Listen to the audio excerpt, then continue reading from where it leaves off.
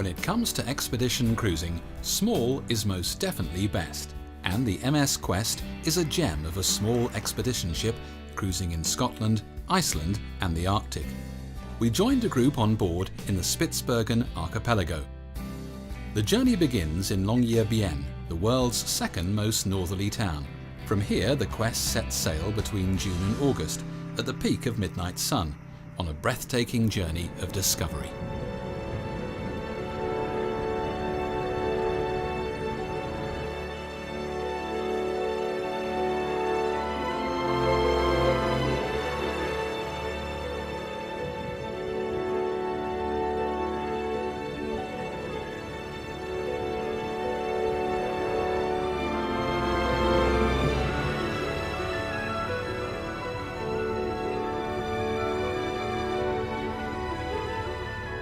Built in Denmark in 1992 and completely refurbished in 2008, the Quest can operate in the most demanding and difficult places.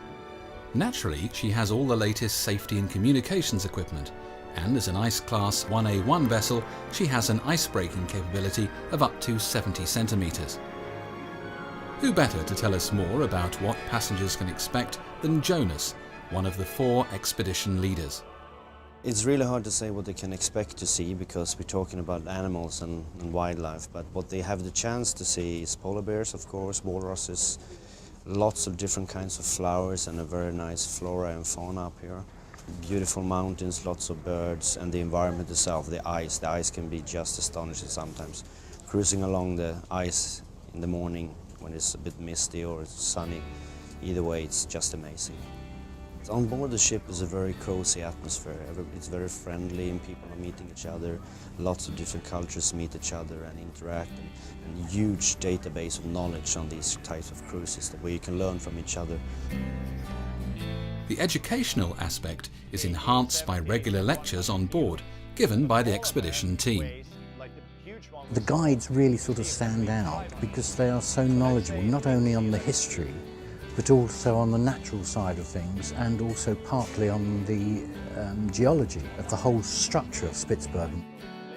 They're very patient as well. If you've got a question, however mundane, they're always willing to answer that, and that's important.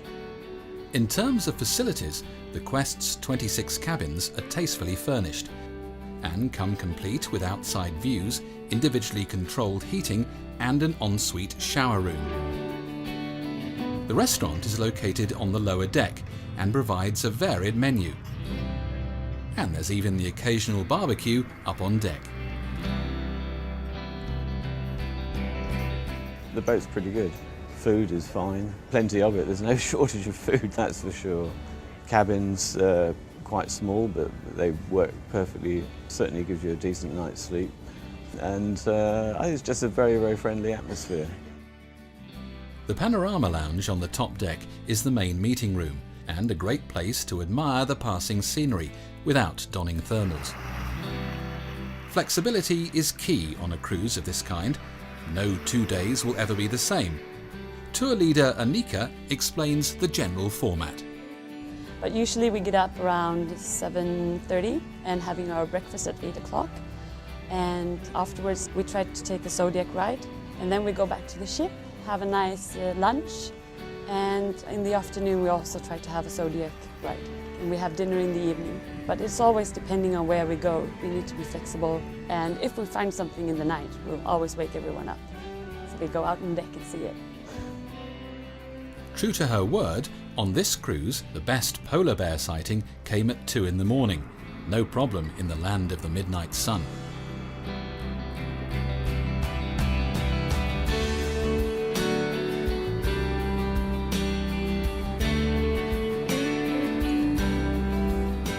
The views from deck are stunning, but to get really close to the action, Zodiac expeditions are key.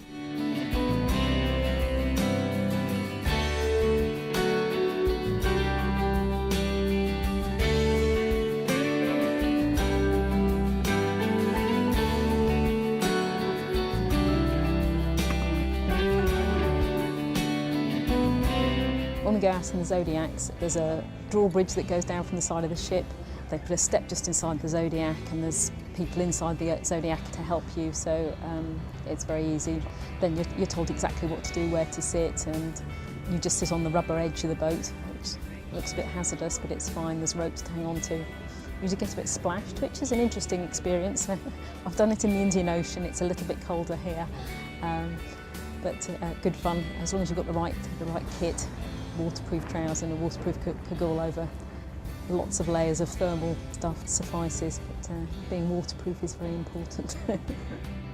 And of course, whether on board, on Zodiacs or ashore, passenger safety always comes first. The expedition team all carry a range of safety equipment, including firearms as the absolute last resort. Whilst passengers are ashore, the guides maintain close watch on the surrounding area. A holiday of this kind is without doubt a trip of a lifetime. I think the great joy of this is it's an expedition rather than just a cruise. So they're very flexible and you never know what's going to happen. Oh, it's terrific. I couldn't recommend it more, actually. I think it's really been a wonderful holiday. The major highlights, without any doubt, is the ability to get close to the action. We are every day creating our own little mini adventures. I certainly feel that. I think the other passengers feel that as well. And that's what makes it different. It's a personal experience, not just a holiday.